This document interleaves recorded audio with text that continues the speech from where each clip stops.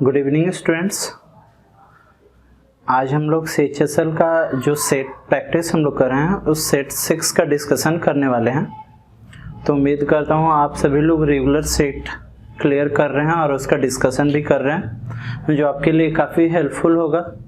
तो question number 1 से start हम लोग करेंगे और एक एक क्वेश्चन को बारी बारी से हम लोग देखेंगे और काफ़ी इंपॉर्टेंट क्वेश्चन का सिलेक्शन कर रखा हमने। तो बोर्ड पर आप क्वेश्चन नंबर 1 देख सकते हैं। जो क्वेश्चन नंबर 1 रेशियो बेस पे क्वेश्चन है। क्या क्वेश्चन है कि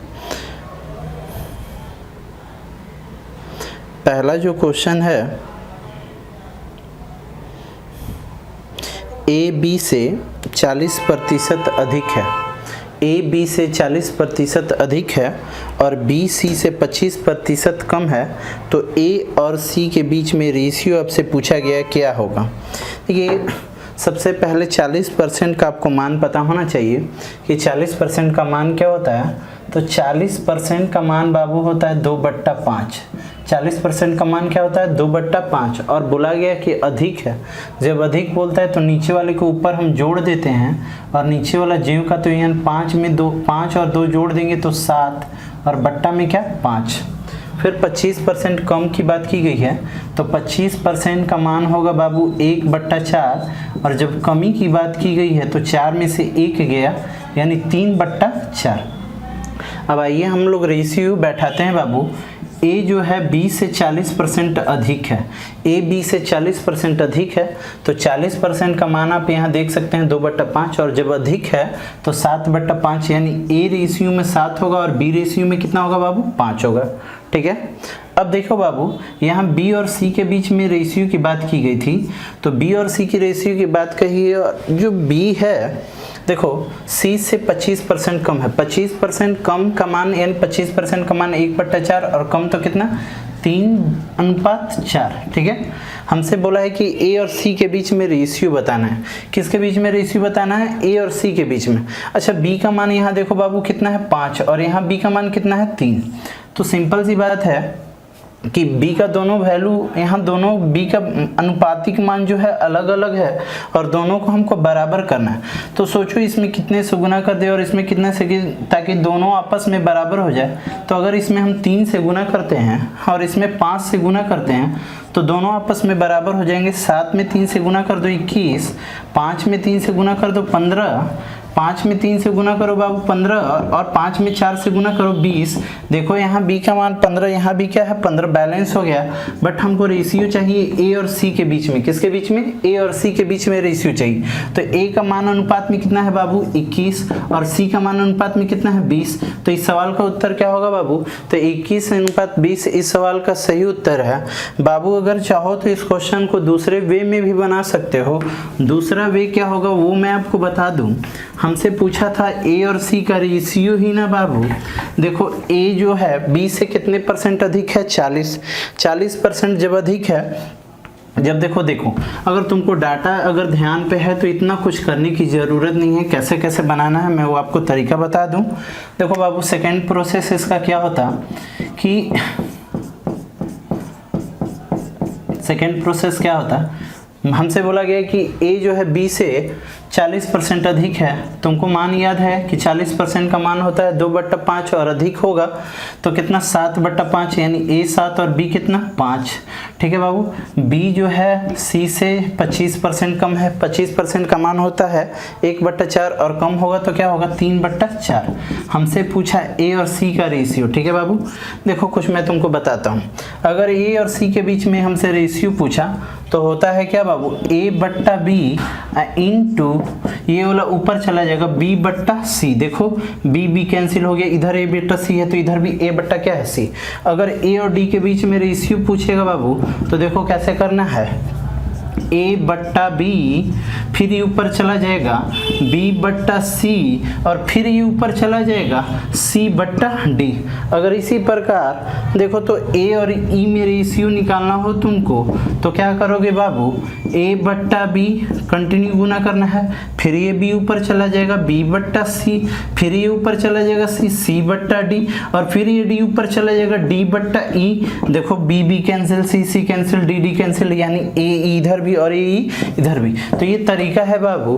तो ए और सी में रेशियो चाहिए, यानी ए बट्टा बी इंटू बी बट्टा क्या करना होगा सी। ए बट्टा बी का मान देखो कितना दिया है 7/5 और बी बट्टा सी का मान दिया है 3/4।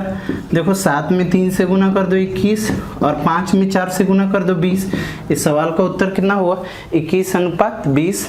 तो बच्चे ये तरीका है क्वेश्चन नंबर 1 का, दोनों तरह से कर सकते हो। आइए क्वेश्चन नंबर 2 की ओर बढ़ते हैं। क्वेश्चन नंबर 2 हम लोग पढ़ेंगे। क्वेश्चन नंबर 2 एलसीएम एचसीएफ से है। ठीक है बच्चे, क्या है कि दो संख्या है और दो संख्याओं का जो एलसीएम है एचसीएफ का 4 गुना। कोई भी दो संख्या है उस संख्या के बारे में हमें जानकारी नहीं कि कौन सी दो संख्या है, पर इतना जरूर जानकारी हो गई कि जिसमें एलसीएम एचसीएफ का कितने गुना है 4 गुना है। ठीक है, बोलता है साथ ही उन दोनों का योगफल यानी एलसीएम और एचसीएफ का योगफल भी दिया गया है कितना 125। बोलता है तदनुसार एक संख्या 100 है तो दूसरी संख्या क्या होगा। आइए बच्चे क्वेश्चन को हम लोग बनाते हैं। कोई दो नंबर है जिसका एलसीएम एचसीएफ का 4 गुना है।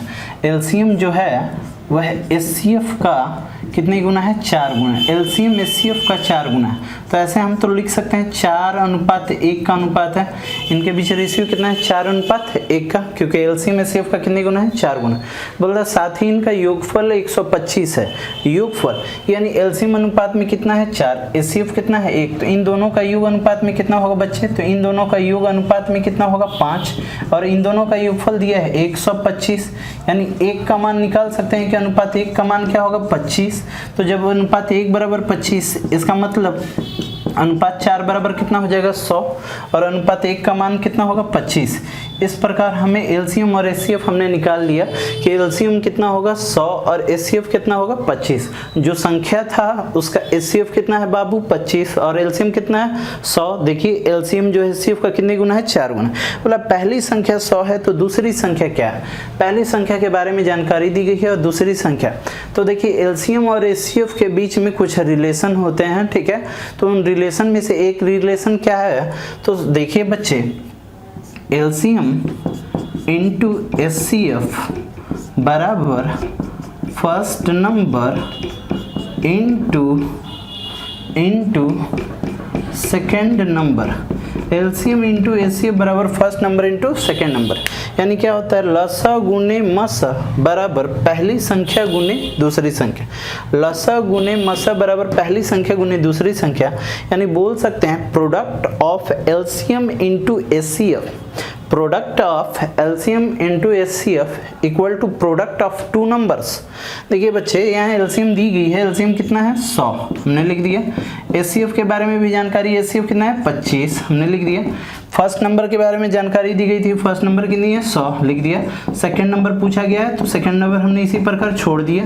अब देखो बच्चे ये 100 से ये 100 कैंसिल, यानी मेरा सेकंड नंबर कितना होगा बच्चे, तो सेकंड नंबर यानी दूसरी संख्या है बच्चे 25। तो इस सवाल का उत्तर क्या हुआ 25। तो ये रिलेशन आपको ध्यान पे रखना होगा बच्चे। तो आइए हम लोग क्वेश्चन नंबर 3 की। तो बच्चे क्वेश्चन नंबर 3 हम लोग देखेंगे और क्वेश्चन नंबर 3 आप बोर्ड पर देख सकते हैं। क्वेश्चन नंबर 3 बोर्ड मास का क्वेश्चन है। ठीक है, और उम्मीद करता हूँ ये बच्चे सारे बच्चे इस क्वेश्चन को बना लेंगे। सभी बच्चे से क्वेश्चन बन भी गया होगा। ठीक है बच्चे, तो आइए हम लोग इसको बनाते हैं। तो बोर्ड मास के क्वेश्चन बनाने के लिए सबसे पहले थोड़ी सी बेसिक आपको जानकारी होनी चाहिए। ठीक है, तो बोर्ड मास ये बाबू जरा ध्यान पे रखना, बोर्ड मास। ठीक है, तो सबसे पहले क्या है बाबू, बोर्ड मास को क्वेश्चन बनाने के लिए बी का मतलब ये आपको जानकारी होना चाहिए कि बी का मतलब ब्रैकेट। ठीक है, तो देखो ब्रैकेट में क्या क्या आएगा बाबू, इसकी जानकारी हम लोग ले लेते हैं। ठीक है, इन 4 चीज़ की हमें जानकारी होनी चाहिए। ठीक है, सबसे पहले देखो यहाँ देखो बाबू, ये जो आप लोग इसको बोलते हैं बार, इसको क्या बोलते हैं बार। तो सबसे पहले हम लोग इसका वर्क करेंगे, फिर उसके बाद छोटे वाले ब्रैकेट का वर्क करेंगे, फिर मझले वाले ब्रैकेट का वर्क करेंगे और उसके बाद हम लोग सबसे बड़े वाले ब्रैकेट का वर्क करेंगे। ठीक है, सबसे पहले बार का, फिर छोटे वाले ब्रैकेट, फिर मझले ब्रैकेट, फिर बड़े वाले। ओ का मतलब क्या होता है बच्चे, तो ओ का मतलब होता है ऑफ। ठीक है, ऑफ यानी इसका मतलब होगा क्या, ऑफ मतलब क्या, और जो का होगा वह किस में कन्वर्ट हो जाएगा, तो इनटू में कन्वर्ट हो जाएगा। का किस में कन्वर्ट होगा, इनटू में कन्वर्ट होगा। ठीक है, अब देखो डी का मतलब क्या होगा, तो डी मतलब डिवाइड, आप लोग सभी लोग जानते हो, फिर उसके बाद मल्टीप्लाई, फिर उसके बाद एडिशन और उसके बाद सब्ट्रैक्शन। तो इनका वर्क हम लोग करेंगे। ठीक है, तो देखो बच्चे, ये डिवाइड से भी पहले किसका वर्क करेंगे हम लोग, तो ऑफ का, और ऑफ यानी का, और का किस में बदल जाता है, तो का जो होता है वो गुना में बदल जाता है। ठीक है बच्चे, तो आइए सबसे पहले हमें ब्रैकेट का वर्क करना होगा। किसका वर्क करना होगा, ब्रैकेट। कहीं तो बार तो नहीं है, तो सबसे पहले हमको ब्रैकेट का वर्क करना होगा। अच्छा बच्चे, ये बेसिक जानकारी होनी चाहिए आपके पास। जैसे एक बेसिक जानकारी ये होना चाहिए कि a divided by b, a divided by b by c है।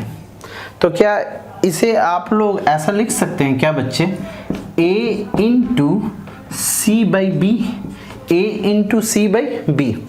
ये देखिए, ये जो बट्टा में है, अगर ये जब उल्टेगा तो यहाँ साइन चेंज हो जाएगा।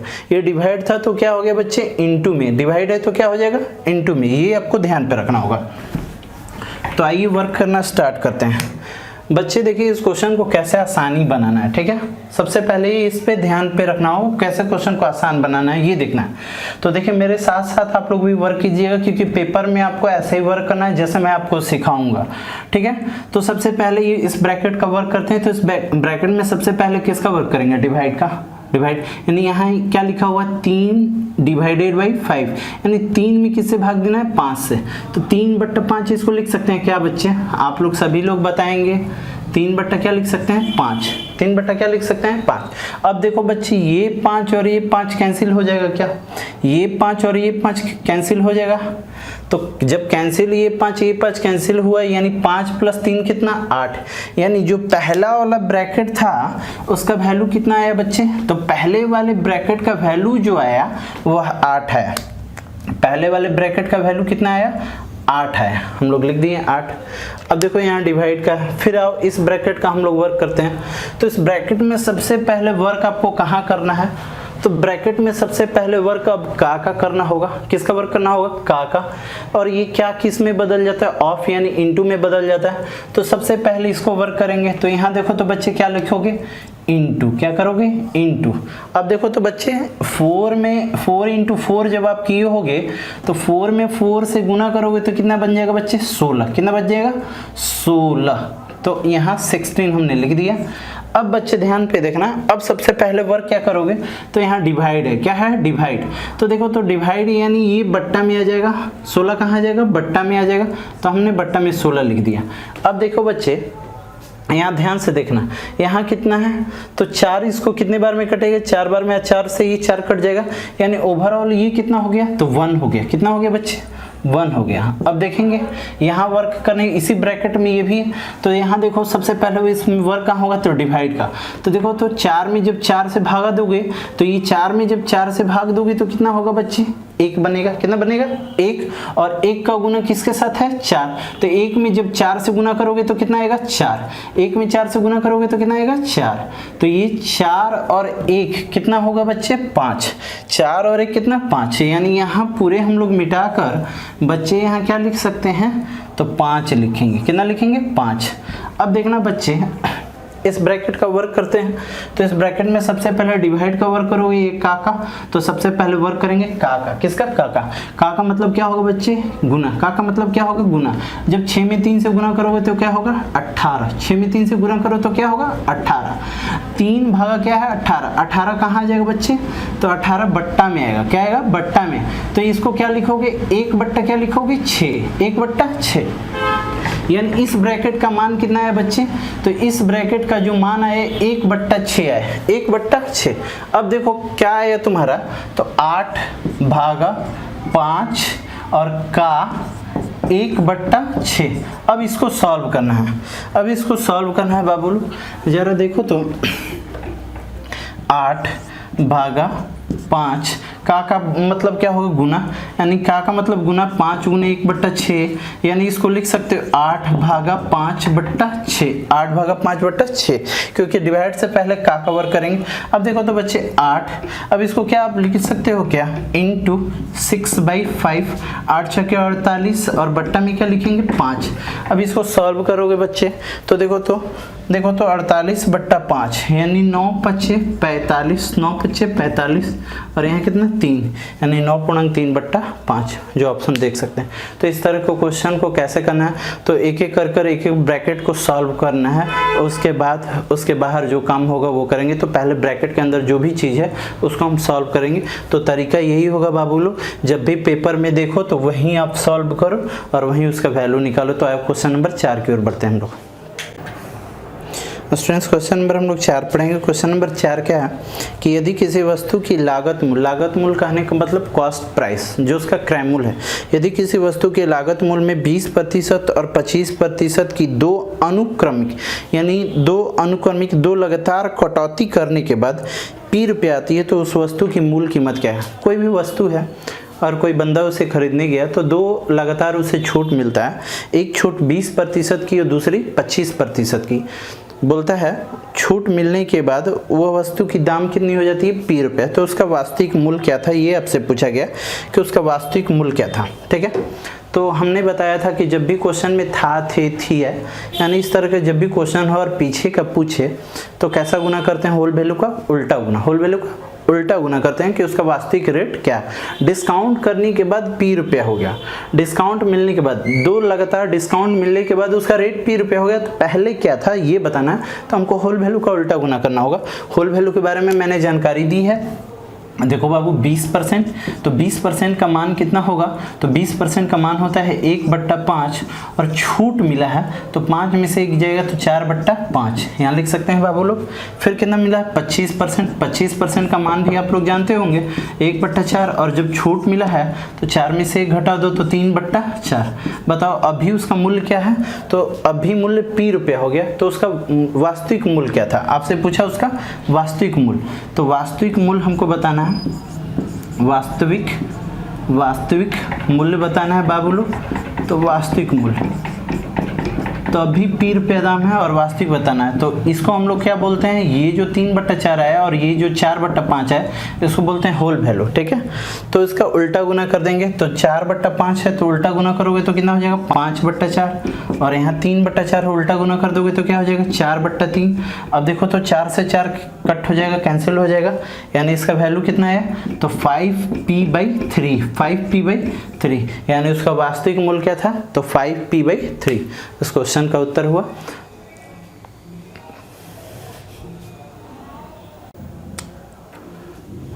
तो क्वेश्चन नंबर 5 हम लोग देखेंगे बाबू लोग। क्वेश्चन नंबर 5 प्रॉफिट लॉस का क्वेश्चन है, और मैं आपको यह जानकारी दे दूं कि ये जितने भी क्वेश्चन है, इस क्वेश्चन का जो PDF है वो डिस्क्रिप्शन बॉक्स में जाकर देखें। सारे क्वेश्चन का PDF उसमें मैंने दे रखा है और उसमें उसका लिंक भी दिया रखा है। और बच्चे इसमें आप सभी लोग अपने फ्रेंड्स को बताएं, और अधिक से अधिक बच्चे टेलीग्राम से जुड़ें और सभी लोग टेस्ट में अपीयर हों, ताकि मैक्सिमम बच्चे इसका फ़ायदा उठा सकें।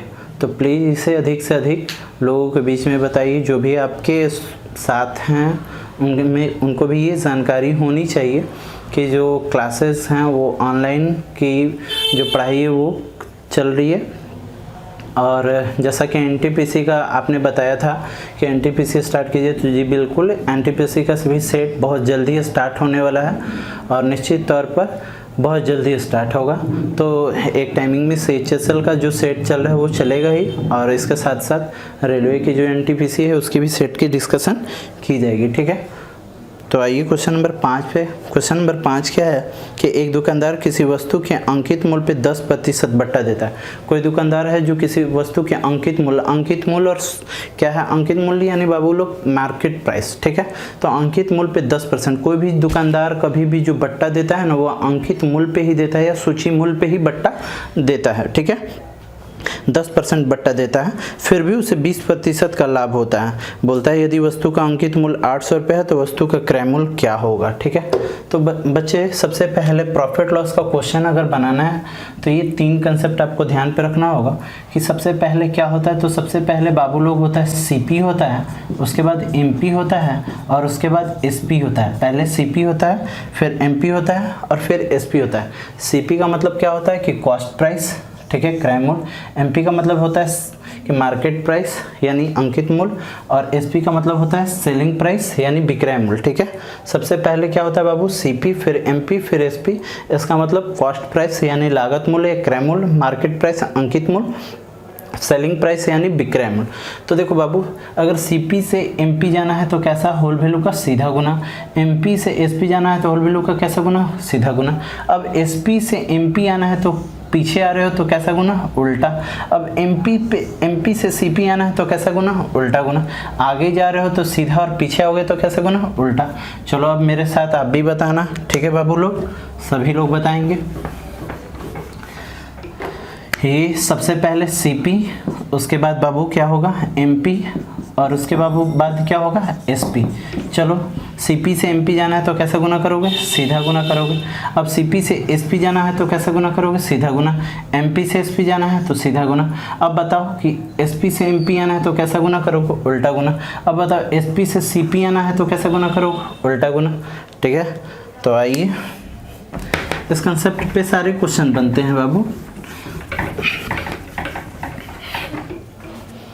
सबसे पहले क्या है कि क्या क्वेश्चन मैं आपको पढ़कर बता दूं कि एक दुकानदार किसी वस्तु के अंकित मूल्य पे 10% बट्टा देता है। कोई दुकानदार है जो वस्तु के अंकित मूल्य पे 10% बट्टा देता है तो उसे 20% का लाभ होता है। तो उसका अंकित मूल्य 800 रुपये है, तो बताएं उस वस्तु का क्रय मूल्य क्या होगा। ठीक है, सबसे पहले ध्यान रखना कि अंकित मूल्य दिया हुआ है, कितना दिया हुआ, 10%। अंकित मूल्य दिया है, अंकित मूल्य दिया है 800 रुपये। कितना दिया बाबू लोग, 800 रुपये अंकित मूल्य दिया।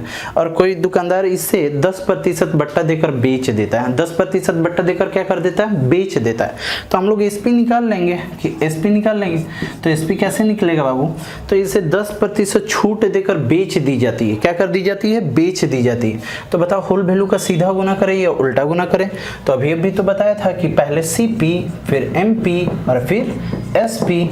अब एमपी से एसपी जाना है तो सीधा करोगे कि उल्टा, तो सीधा करोगे। 10% छूट, तो 10% का तो मान पता होगा ना बाबू। 10% का मान क्या होगा, 1/10, और छूट तो बाबू का क्या होगा, 9/10, 9/10। तो देखो तो बाबू 800 रुपया और इसका 9/10। ठीक है, 0 से 0 तो कैंसिल हो गया बाबू, आगे 720 रुपये। 720 रुपये में हमने बेच दिया था, बट जब 720 रुपये में बेचा ना बाबू, 800 रुपये दाम था और 10% छूट, यानी जब 720 रुपये में बेचा ना, फिर भी दुकानदार को लाभ होता है। कितना लाभ होता है, तो 20% का लाभ होता है। कितना लाभ होता है, 20% का। 20% का मान होता है 1/5 और लाभ होगा तो 6/5, 6/5। ध्यान पे रखना, कभी भी किसी दुकानदार को जब प्रॉफिट या लॉस होता है ना बाबू, तो प्रॉफिट लॉस हमेशा किस पे होता है, सीपी पे। कोई भी दुकानदार को फायदा या घाटा होगा तो हमेशा वो सीपी होता है। और कोई भी दुकानदार अगर कभी छूट देता है तो छूट किस पे दिया जाता है, एमपी पे। तो फायदा या घाटा किस पे होता है, सीपी पे। तो हमको सीपी निकालना है। तो जब सीपी निकालना है तो बताओ, एसपी पता हो गया है तुमको, सीपी निकालना है तो क्या करोगे आप, उल्टा गुना। अब बताओ दाम कितना है, 720 रुपये में बेचे थे। जब 720 में बेचे थे तो हमें 20% फायदा हुआ। 20% का मान 1/5 और फायदा तो 6/5। तो कैसा गुना, उल्टा गुना कर दो। तो 5 बट्टा क्या करोगे, 6। देखो 6 इसको काटेगा क्या, कितने बार में, 120। 120 में 5 से गुना करोगे तो कितना आएगा, 600 रुपये। यानी उस वस्तु का दाम कितना था बाबू लोग, तो उस वस्तु का दाम 600 रुपये था और उस पे रेट कितना लिखा गया था, 800 रुपये लिखा गया था। डिस्काउंट कर कर बेचा गया था कितने में, तो 720 रुपये में। तो आइए क्वेश्चन नंबर हम लोग 6 की ओर बढ़ते। Question number 6 Babu time and work का है। ठीक है, बट हम लोग बेसिक इसको रेशियो का कंसेप्ट भी बना सकते हैं। क्या है बाबू कि 2 मजदूर ए और बी प्रतिदिन कुल 650 रुपये का भुगतान किया जाता है। 2 मजदूर हैं ए और बी को, जिनको प्रतिदिन कुल 650 रुपये का भुगतान किया जाता है। यदि ए को होने वाला भुगतान बी को होने वाले भुगतान का 160% है, ए को होने वाला जो भुगतान है बी को होने वाले भुगतान का कितना परसेंट है? 160%। ए को होने वाला भुगतान बी को होने वाले भुगतान का कितना परसेंट है? 160%। तो बोलता है तो बताएं बी को कितना भुगतान मिलेगा। ठीक है, तो सबसे पहले 160% देख लेंगे। तो 160% को बाबू लोग लिख सकते हैं 160% बट्टा में आएगा तो क्या लिखोगे बाबू? 100 लिखोगे। 0 से 0 कट गया, 2 से कितने बार में कहोगे? 8 बार में। 2 से कितने बार में कहोगे? 5 बार में। यानी ए और बी के बीच में जो राशि का बीच में जो अनुपात आएगा वो कितना आएगा? 8:5। 8:5 के बीच में भुगतान किया गया है। इनके भुगतान जो हैं वह 8:5 के बीच में भुगतान किया गया। ठीक है, बोलता है ए को हिस्सा अनुपात में कितना मिला है? 8 और बी को कितना मिला है बाबू? 5। जरा देखना, दोनों का हिस्सा अनुपात में कितना बाबू? 13। और दोनों का हिस्सा दिया है कि दोनों का कुल हिस्सा कितना? 650 रुपये। तो आप अनुपात 1 का मान निकाल सकते हो कि 1 का मान कितना आएगा? तो अनुपात 1 का मान आ जाएगा 50 रुपये। बाबू आपसे किसका हिस्सा पूछा गया? बी का हिस्सा। तो अनुपात 1 का मान 50, तो अनुपात 5 का मान कितना? तो 250 रुपये। यानी बी का हिस्सा कितना आ गया? 250। तो इस सवाल का उत्तर हुआ 250। क्वेश्चन नंबर जो 7 है बाबू वो पाइप एंड सिस्टर्न का है। ठीक है, पानी और टंकी से क्वेश्चन है।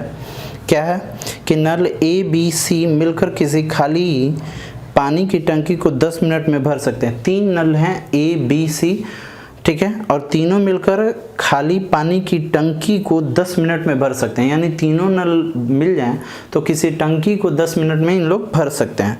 बोलता है अकेला नल इसे 30 मिनट में भरे। अगर ए अकेला भरता है तो उसे 30 मिनट में भर देगा, बी अकेले भरे तो उसे 40 मिनट में भर देगा। तो प्रश्न में पूछा गया तो बताएं सी इसे भरने में कितना समय लगेगा। अगर अकेले सी भरे तो कितने समय में? तीनों जब मिलकर करते हैं तो बोलता है तीनों मिलकर 10 मिनट में भर देते हैं। अगर ए अकेला इसे भरे तो 30 मिनट लगता है, बी अकेला भरे तो 40 मिनट। तो बोलता है सी अकेला इसे कितने समय में भर देगा। यही ना क्वेश्चन। क्या है बाबू कि देखो ए अकेले भरता है तो इसे 30 मिनट लगते हैं। ए अकेला भरता है तो कितने मिनट? 30 मिनट। यही प्रश्न में दिया गया ना कि ए अकेला भरता है तो इसे 30 मिनट लगते हैं।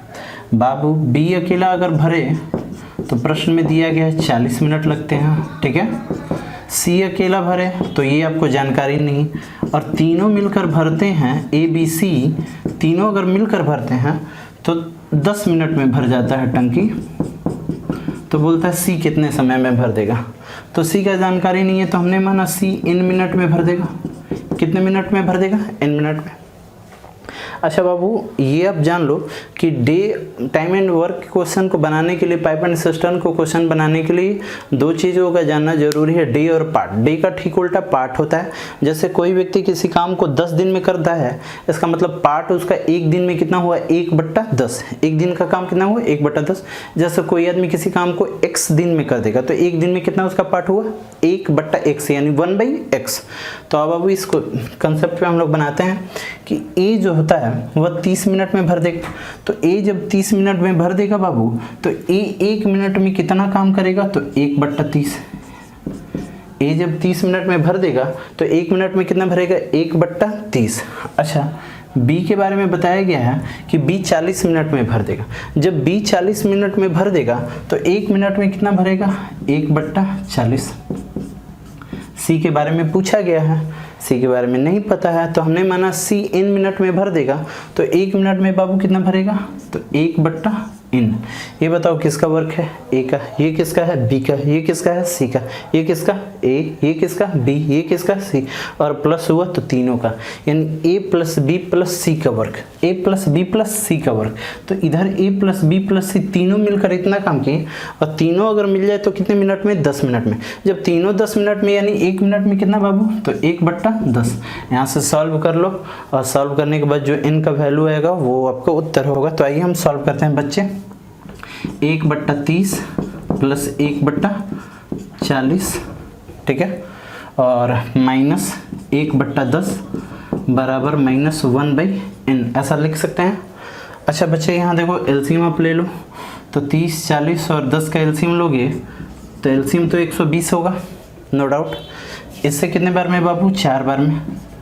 इससे कितने बार में बाबू? 3 बार में। और इससे कितने बार में? 12 बार में, -1/n।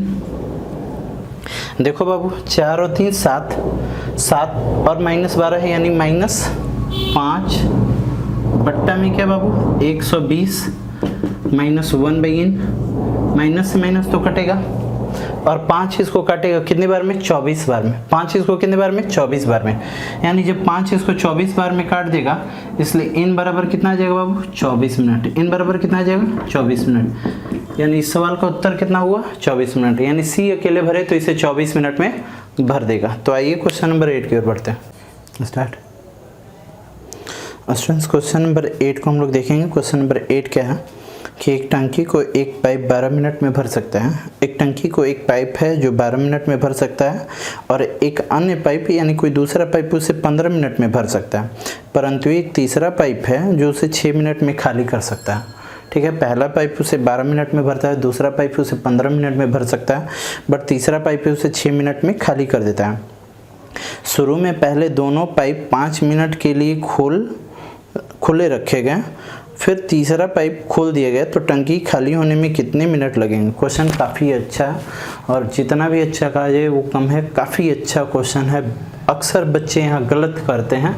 ठीक है, तो आप इस क्वेश्चन को काफ़ी ध्यान से समझना। ठीक है, तो देखो बाबू, अगर भरने की बात किया जाए तो भरने वाले पाइप को हम लोग प्लस से डिनोट करेंगे और खाली वाले पाइप को यानी जो पाइप खाली करने का काम करती है उसे माइनस से डिनोट करेंगे। पहचान करने के लिए भरने वाले पाइप को प्लस से और खाली करने वाले पाइप को माइनस से डिनोट करेंगे। जैसे बच्चे पहले पाइप के बारे में बात की जाए तो जो पहला पाइप है वह कितने मिनट में भरता है? तो 12 मिनट में भर देता है। कितने मिनट में बाबू लोग? 12 मिनट में भरता है। ये भरने का काम कर रहा है, इसलिए हम लोग यहाँ पहचान लगा दिए कि ये प्लस है। ठीक है, अच्छा दूसरा पाइप जो है वह खाली करने का काम कर रहा है, ये दूसरा पाइप, और दूसरा पाइप जो दूसरा पाइप भी भरने का काम कर रहा है और कितने मिनट में भर रहा है? 15 मिनट में। दूसरा पाइप भी कितने मिनट में बाबू लोग? 15 मिनट में भरता है, तो हमने यहाँ लिखा 15 मिनट। ठीक है, ये भरने का काम कर रहा है, यहाँ भी हमने पहचान लगा दिए प्लस का। परंतु बाबू जो तीसरा पाइप है वह खाली करने का काम कर रहा है। तीसरा पाइप खाली करने का काम कर रहा है और तीसरा पाइप अकेला उसे कितने मिनट में खाली कर देता है? तो उसे 6 मिनट में खाली कर देता है। कितने मिनट में? 6 मिनट में उसे खाली कर देता है। बोलता है कि शुरू में पहले दोनों पाइपों को 5 मिनट के लिए खुले रखे गए और फिर तीसरा पाइप भी खोल दिया जाए तो टंकी खाली होने में कितने मिनट लगेंगे। शुरू में पहले दोनों पाइपों को खोलेगा, शुरुआत में इन दोनों पाइपों को 5 मिनट के लिए खोलेगा और फिर 5 मिनट के बाद इस तीसरे पाइप को भी खोल दिया गया, तो टंकी कितने समय में खाली हो जाएगा। ये ध्यान देना, टंकी कितने समय में खाली हो जाएगा। टंकी कितने समय में भरेगा नहीं, टंकी कितने समय में खाली हो जाएगा। काफ़ी इंपॉर्टेंट है, जहाँ टंकी कितने समय में खाली हो जाएगा वहाँ आप लोग टिक लगा लेना, काफ़ी ध्यान देना। ठीक है, टंकी कितने समय में खाली हो वहाँ आप लोग अंडरलाइन कर लेना। तो देखो बाबू, तो टंकी कितने समय में खाली हो जाएगा, तो लेट हमने माना कि तीसरे पाइप के खुलने के n मिनट, तीसरे पाइप के खुलने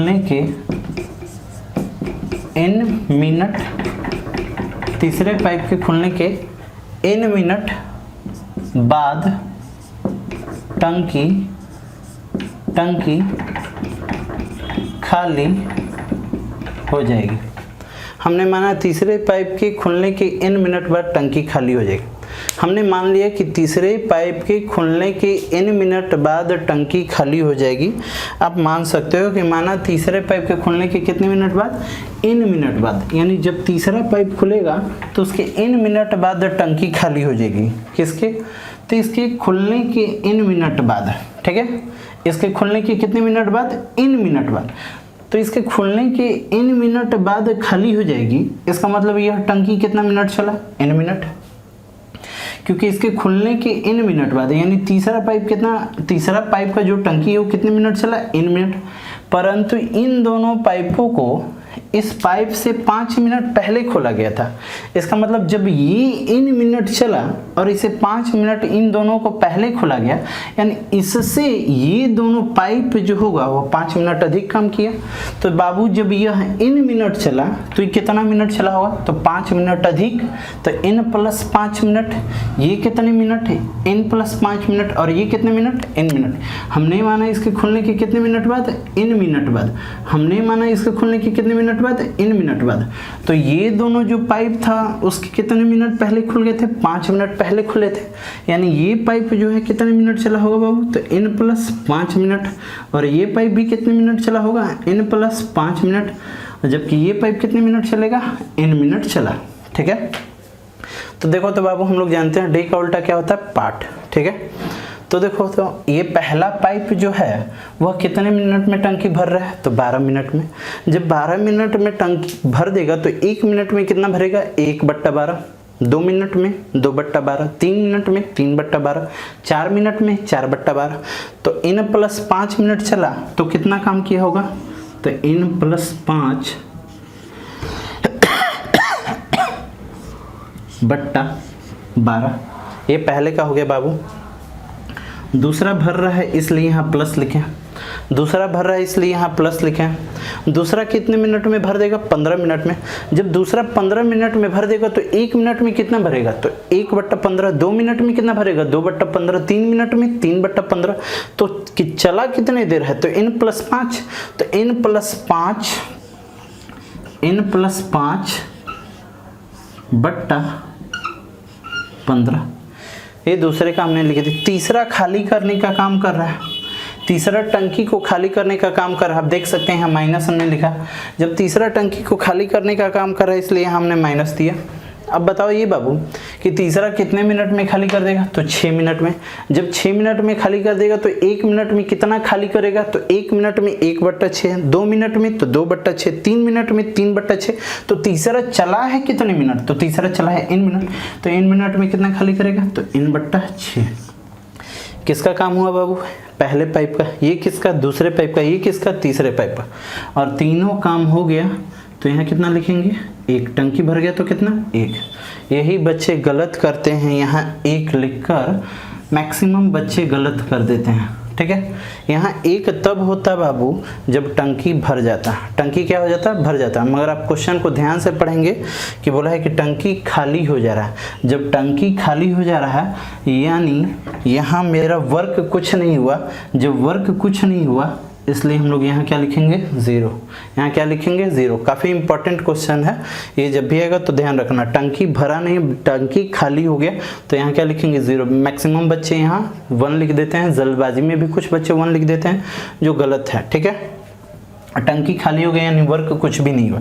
अब इनका एलसीएम लेंगे बाबू लोग। जब इसका एलसीएम लेंगे तो इसका एलसीएम कितना आएगा बाबू, 60 आएगा। ठीक है, आओ वर्क करते हैं। 12 से कितने बार में जाएगा, 5 बार में, यानी कितना बाबू, 5n प्लस 25। ठीक है बाबू, इससे कितने बार में, 4 बार में, तो कितना बाबू, 4n प्लस कितना, 20। इससे कितने बार में बाबू, 10 बार में, यानी माइनस कितना, तो माइनस 10n बराबर कितना, 0। अब देखो तो बाबू 5 4 9n प्लस में 5n प्लस में 4n, 5 4 कितना, 9, और 9 में से 10n गए यानी माइनस का कितना, n। ठीक है, यहाँ 25 है और यहाँ 20 है यानी प्लस का कितना, 45। अच्छा, 60 में 0 से गुना यानी कितना, 0। यानी हम लोग बोल सकते हैं इन बराबर कितना बच्चे, 45 मिनट। इन बराबर कितना, 45। यानी इस सवाल का उत्तर कितना हुआ, 45 मिनट। यानी हम बोल सकते हैं कि तीसरे पाइप के खुलने के 45 मिनट बाद टंकी खाली हो गई होगी। तो आइए क्वेश्चन नंबर हम लोग 10 की ओर बढ़ते हैं। क्वेश्चन नंबर 9 क्या है बाबू कि एक इंजन के अगले पहिए का व्यास 2x है और पिछले पहिए का व्यास 2y सेंटीमीटर है। बोलता समान दूरी तय करने के लिए अगला पहिया इन बार घूमता है तो पिछला पहिया कितने बार घूमेगा। एक इंजन है जिसके अगले पहिए का व्यास दिया है कि 2x है और पिछले पहिए का व्यास कितना दिया है, 2y दिया है। बोलता समान दूरी तय करने के लिए अगला पहिया इन बार घूमता है तो पिछला पहिया कितने बार घूमता है। कितनी बार घूमना पड़ेगा। क्वेश्चन को बनाने के लिए सबसे पहले कंसेप्ट जरूरी है, तो आइए हम लोग कंसेप्ट पे बात करते हैं। ठीक है बाबू, देखो बाबू ध्यान से देखना कि दो पहिया है, यहाँ ध्यान से आप समझना बाबू प्लीज। ये दो पहिया, ठीक है बाबू लोग, ये पहले पहिए का व्यास हो गया, ये पहले पहिए का व्यास है और ये दूसरे पहिए का व्यास है। ठीक है बाबू, यहाँ ध्यान से जरा समझने कि हमने माना पहले पहिए का जो व्यास है वह d1 है, ठीक है, और दूसरे पहिए का जो व्यास हमने माना वह d2 है। ठीक है, अच्छा ये बताइए आप सभी लोग कि अगर जो पहला पहिया है, पहिए का परिधि यानी सरकमफेरेंस, परिधि की बात करें तो पहिए की परिधि होती क्या है, तो पहिए की परिधि आप सभी लोग बोलेंगे 2πr, ऐसा तो बोल सकते हैं। पहिए का परिधि आप लोग बोलेंगे 2πr। तो बाबू ये बताओ कि ये जो 2r है इसका मतलब हुआ कि पाई इंटू 2r, और ये जो हुआ व्यास त्रिज्या का दुगना, और त्रिज्या का दुगना क्या कहलाता है, व्यास। यानी हम लोग बोल सकते हैं pi into D, pi into D, यानी पाई डी भी बोल सकते हैं और 2πr भी बोल सकते हैं। तो पहिए का जो परिधि होगा वह 2πr भी हो सकता है और पाई डी। 2πr कब होगा बाबू, जब हम लोग त्रिज्या के रेस्पेक्ट में बात करें, और पाई डी भी हम लोग लिख सकते हैं जब हम लोग व्यास के रेस्पेक्ट में बात करें। ठीक है, ये रेडियस के रेस्पेक्ट में और ये डायमीटर के रेस्पेक्ट में। अच्छा बाबू ये बताना कि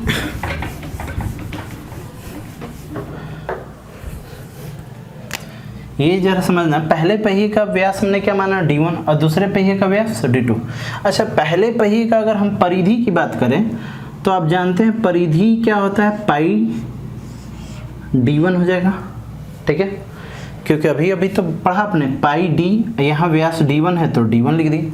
दूसरे पहिए का परिधि का बात करेंगे तो आप क्या बोलेंगे, पाई d2 बोलेंगे बाबू लोग। अच्छा ये बताइए, दोनों पहिया को समान दूरी तय करना है। डेहरी से सपोज कर लो कि पटना आपको जाना है, और डेहरी से पटना जाने के लिए इन दोनों पहियों को जाने के लिए, तो डेहरी से पटना जाने के लिए जितना दूरी ये तय किया उतना दूरी तो ये भी तय किया, बट चक्रों की संख्या अलग अलग होगी। ये पहिए का जो परिधि है इस पहिए के परिधि से कम है, यानी इसे पटना पहुंचने के लिए चक्कर जो होगा वह निश्चित तौर पर इससे इसे ज़्यादा लगाना होगा। तो हमने माना अगर किसी खास दूरी जाने के लिए पहले पहिए को N1 चक्कर लगाना है, पहले पहिए को N1 चक्कर लगाना है, तो दूसरे पहिए को कितने चक्कर लगाना होगा, N2। देखो ये क्या है बाबू, पहले जो पहिए का क्या है, परिधि, और ये क्या है, चक्रों की संख्या। तो परिधि गुने चक्रों की संख्या बराबर तय की गई दूरी, और परिधि गुने चक्रों की संख्या बराबर तय की गई दूरी, और दोनों की दूरी क्या है, बराबर। दोनों की दूरी क्या है, बराबर। अच्छा यहाँ से देख सकते हैं कांस्टेंट टर्म आप एलिमिनेट कर सकते हैं, पाई से पाई कैंसिल हो सकता है, यानी आप बोल सकते हैं कि d1 into N1 equal to d2 equal to N2। ठीक है, यानी बाबू लोग ये क्या है, व्यास गुने चक्रों की संख्या बराबर दूसरे पहिए का व्यास गुने चक्रों की संख्या। तो इसे आप स्क्रीनशॉट ले लें और आइए इस कंसेप्ट पे हम लोग क्वेश्चन बनाते हैं। ठीक है, अगर कोई बाबू ये बोले कि सर त्रिज्या के रेस्पेक्ट में बनाना है तो नो प्रॉब्लम, त्रिज्या के रेस्पेक्ट में। तो यहाँ बाबू अगर बोलते हो यहाँ इसकी त्रिज्या r1 और इसकी त्रिज्या r2, तो इस पहिए का परिधि क्या होगा, 2πr1। इस पहिए का परिधि क्या होगा, 2πr2। यहाँ चक्रों की संख्या N1, यहाँ चक्रों की संख्या इंटू परिधि गुने चक्रों की संख्या बराबर तय की गई दूरी, और परिधि गुने चक्रों की संख्या बराबर तय की गई दूरी, और दोनों की दूरी क्या है बराबर। यहाँ से भी आप चाहो तो कांस्टेंट टर्म हटा लो, 2 पाई हटा लो बच्चे, तो यहाँ r1 इंटू n1 बराबर r2 इंटू ये क्या है बाबू, तो ये है पहले पहिए का त्रिज्या गुने पहले पहिए के चक्रों की संख्या बराबर दूसरे पहिए की त्रिज्या गुने दूसरे पहिए के चक्रों की संख्या।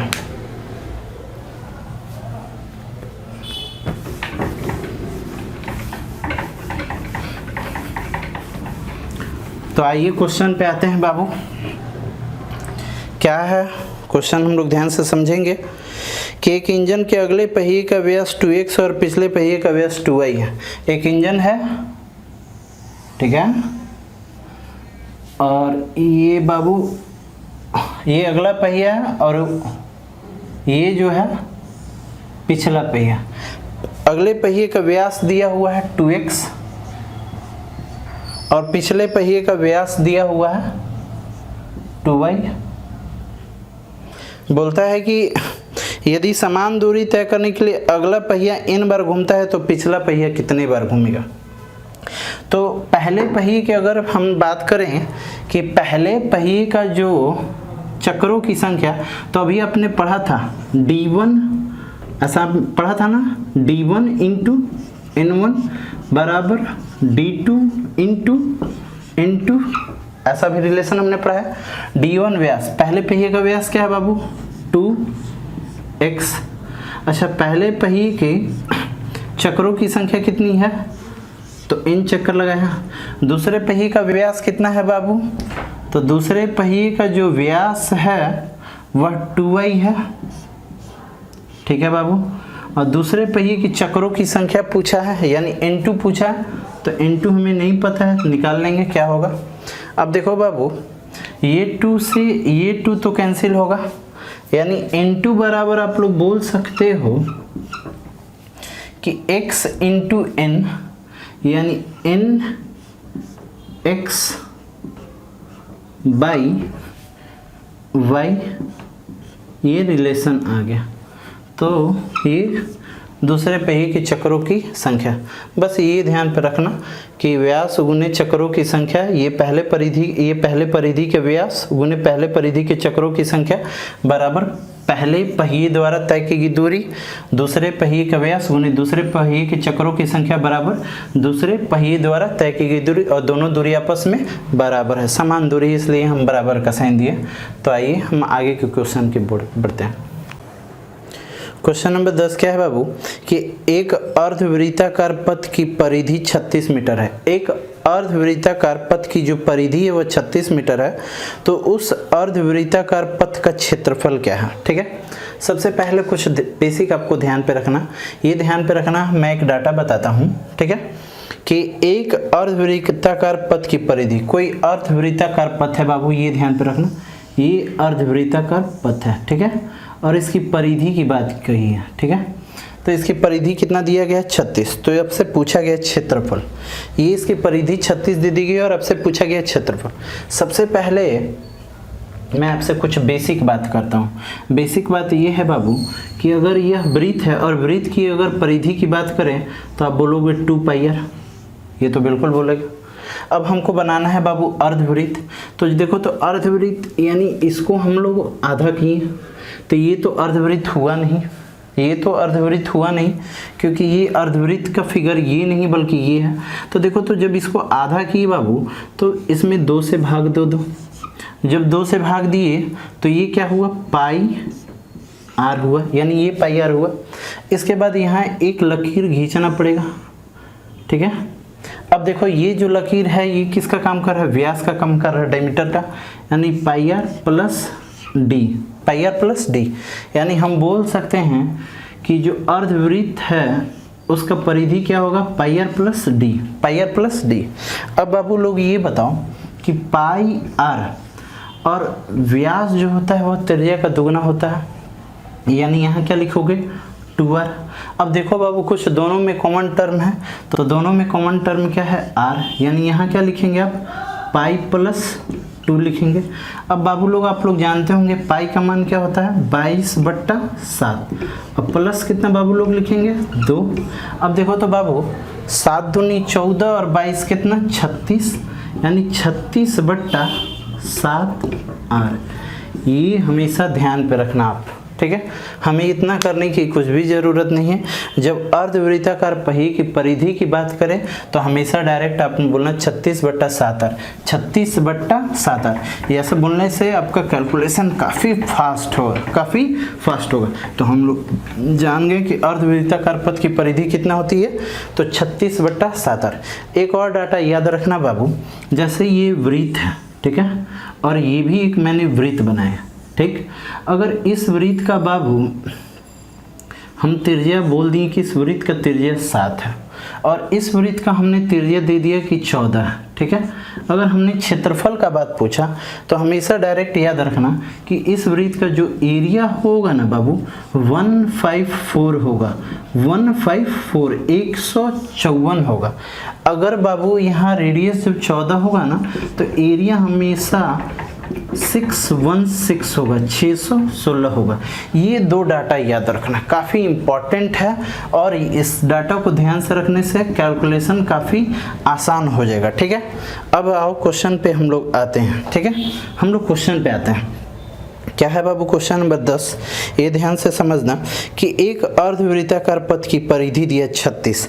परिधि कितना दिया है 36, किसका बाबू अर्धवृत्ताकार पथ की। एक पथ है जो अर्धवृत्ताकार है, तो हम लोग अर्धवृत्त का परिधि जानते हैं 36/7r होता है परिधि, और परिधि तो दिया है कितना 36। हम लोग जानते हैं अर्धवृत्ताकार पथ की परिधि 36/7r और परिधि दिया 36। 36 से 36 कट गया, यानी त्रिज्या हम लोग को पता हो गया। त्रिज्या कितना पता हो गया बाबू 7। तो हमसे पूछा है तो बताएं उस पथ का क्षेत्रफल क्या होगा, उस पथ का क्षेत्रफल क्या होगा अर्धवृत्ताकार पथ का। अब बाबू जरा बताओ कि अर्धवृत्ताकार पथ का क्षेत्रफल पूछा, त्रिज्या यहाँ कितना है 7। अगर बाबू अगर वृत्त होता तो आंसर तुम्हारा कितना हो जाता है 154। आंसर कितना हो जाता है 154। कब, जब वृत्त होता तब। वृत्त होता तो आंसर कितना हो जाता 154, पर वृत्त तो नहीं है, कितना अर्धवृत्त, यानी वृत्त का आधा, वृत्त का आधा, यानी जो क्षेत्रफल एरिया होगा ठीक आधा हो जाएगा। तो 154 का अगर आधा सोच लिए तो 154 का आधा कितना होगा 77। तो डायरेक्ट आंसर कर सकते थे कितना 77। जैसे देख लो हमसे पूछा अर्धवृत्त का क्षेत्रफल, एरिया का बात कर दें तो वृत्त का जो क्षेत्रफल होता है वो होता है पाई r स्क्वायर, और अर्धवृत्त की बात है तो बट्टा में क्या करेंगे 2। पाई का मान रख दो बाबू लोग 22 बट्टा क्या रखोगे 7। रेडियस का बात करो तो 7 × 7 और बट्टा में कितना 2। देखो 7 से 7 कैंसिल, 2 11 बार में 11 7 कितना 77 सेंटीमीटर है तो सेंटीमीटर स्क्वायर, और मीटर है तो मीटर स्क्वायर। ये क्वेश्चन नंबर 10 था। बाकी की जो रेस्ट क्वेश्चन है बाबू 11 से क्वेश्चन नंबर 15 तक वो नेक्स्ट वीडियो में आपको मिल जाएगा। एक छोटा सा वीडियो बना दूंगा जिसमें बाकी के जो पोर्शन का क्वेश्चन है कुछ क्वाड्रिलेटरल के हैं, कुछ ट्रिगो से क्वेश्चन हैं, ठीक है, या फिर जो भी है क्वेश्चन तो वो आगे के वीडियो में एक छोटा सा वीडियो बन जाएगा, उसमें आप देख लेना, ठीक है। तो मैं उम्मीद करता हूँ आज यहीं तक, और अगर वीडियो पसंद आए तो अधिक से अधिक शेयर करें और नेक्स्ट वीडियो के लिए इंतज़ार करें। तो आज यहीं तक, फिर अगली क्लास में।